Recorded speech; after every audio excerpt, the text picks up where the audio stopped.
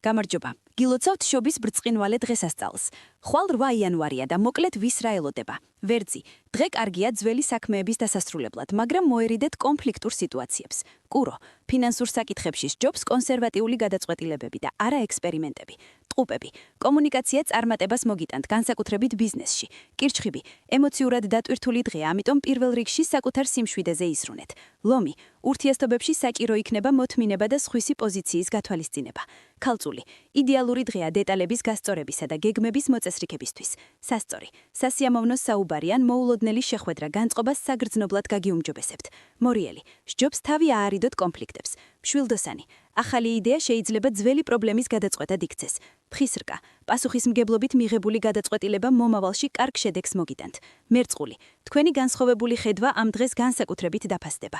თევზები, ინტუიციას ენდეთ, ის სწორ მიმართულებას გაჩვენებთ. გახსოვდეთ, მთავარი კარგი განწყობაა. მალე შევხვდებით.